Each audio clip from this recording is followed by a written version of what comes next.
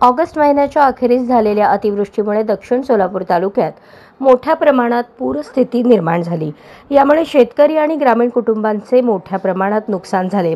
सामाजिक बांधिलकीच्या भावनेतून Veerashaiva international association व लिंगायत संघर्ष समितीच्या वतीने रविवारी वांगी येथील 150 कुटुंबांना दैनंदिन जीवनावश्यक 11 वस्तूंचा समावेश असलेले किराणा साहित्याचे किट रविवारी वितरित करण्यात आले।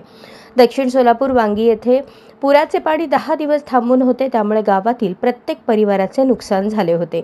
वीरशैव इंटरनॅशनल असोसिएशनचे काकासाहेब कोयटे आणि सुनील शेठ रुकारी यांच्या मार्गदर्शनाखाली पूरग्रस्त भागात जीवनावश्यक वस्तूंचे किराणा वितरण करण्यात आले, अशी माहिती असोसिएशनचे गुरुनाथ बडुरे आणि वीरेंद्र हिंगमिरे यांनी दिली। यावेळी लिंगायत संघर्ष समितीचे नेते राजेंद्र मुंडे, श्रीकांत साखरे, लक्ष्मण ओळेकर, शशिकांत रामपुरे, शांतय्या स्वामी, प्राचार्य गिरीश बुगडे, सरपंच श्रीकांत ठेंगे, माजी सरपंच श्यामराव हांडे, ओमप्रकाश जवळकोटे उपस्थित होते। गरजू परिवारांना मदत मिळवून देण्यासाठी अरुण जळकोटे, धर्मराज फडाकडे, कबीर तांडुरे यांच्यासह स्थानिक युवकांनी परिश्रम घेतले। हा आपला हक्काचा चॅनल एजी न्यूज, संपादक अंबादास गज्जर या यूट्यूब चॅनलला लाईक करा, शेअर करा, सबस्क्राईब करा। संपर्क 94 92 37 68 92।